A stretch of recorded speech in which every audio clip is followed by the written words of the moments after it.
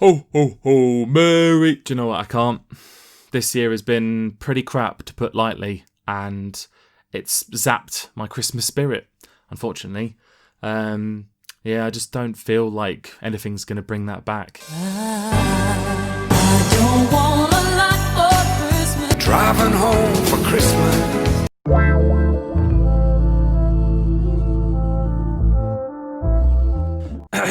Well, I guess that did it. Welcome to my first Christmas review.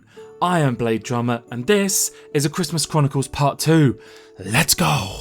More recently, Netflix has been offering the type of movies where you know exactly what you're going to get, and you watch them precisely because of that, so the varying quality doesn't actually matter. The Christmas Chronicles, released in 2018, was just such a movie, and it was elevated by the charismatic star power of Kurt Russell as a kind of lovable Santa Claus you wish you could have met and rocked out with.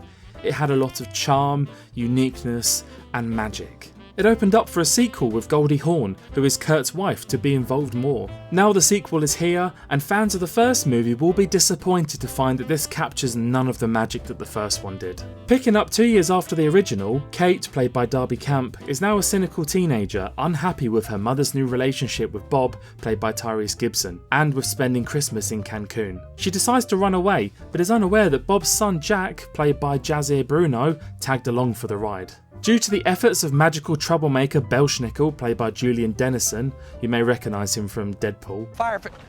Oh my god. I can't say it! I'm so sorry!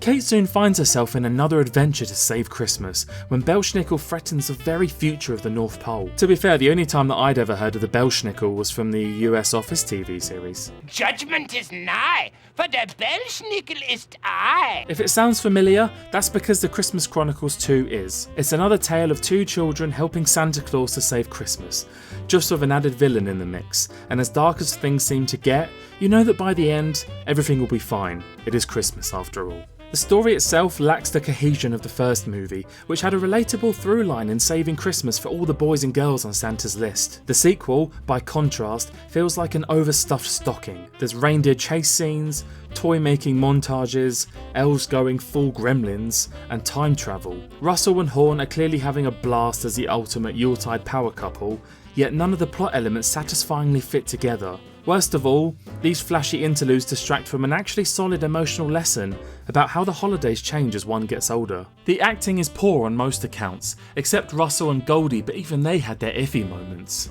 Jack is an unnecessary addition to the film, and it just made me cringe every time he spoke because all his lines are cheesy as hell, and he's not a very good actor. Fans of the first film will remember Teddy Pierce, who is Kate's brother, and he only appears at the beginning and at the end, but to be fair, he'll probably be glad that he wasn't involved in the rest of this. Writer-director Chris Columbus adds the only saving grace into the mix, which is a time travel adventure that features a musical number with Darling Love, because why wouldn't you?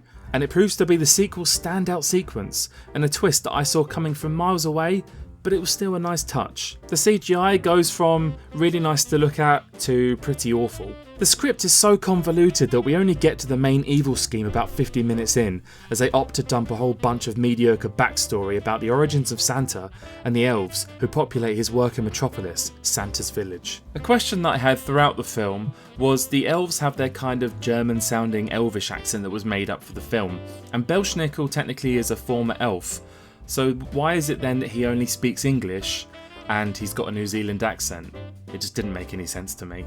Any kind of action scene looks really bad and is a complete letdown, especially the scene with Jack and his Nerf gun against the elves. It's just, it's awful. It really is. There are a couple of underwhelming subplots that are too touch and go to really feel pressing. There's a point in the film near to the end when you think, oh, it's going to be over now and the credits are going to roll, and I was happy for it to end. However, there is just a 5-minute cheese ball thrown in right at the end that just makes you think, oh, come on, just hurry up and finish it, for the love of God.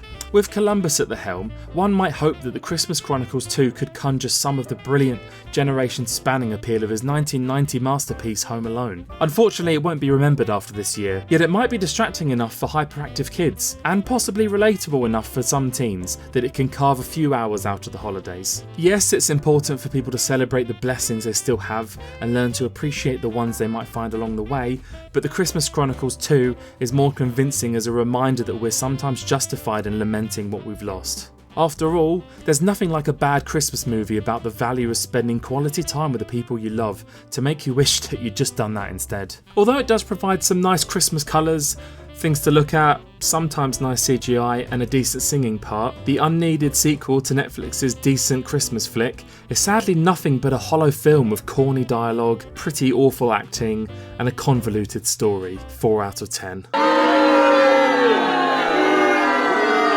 Just remember to put on your Christmas watching list films like Home Alone, Santa Claus, Elf, Grinch, just to remember the real quality Christmas Chronicles.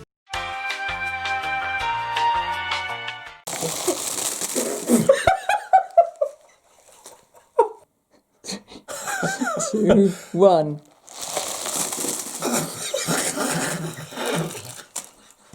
So, it looks like I get off to my Christmas reviews with a rocky start, unfortunately. Have you seen the Christmas Chronicles yet? What did you think? Let me know down below in the comments. I would really love to talk to you about it. If you enjoyed it, please give me your reasons why, as I really want to know.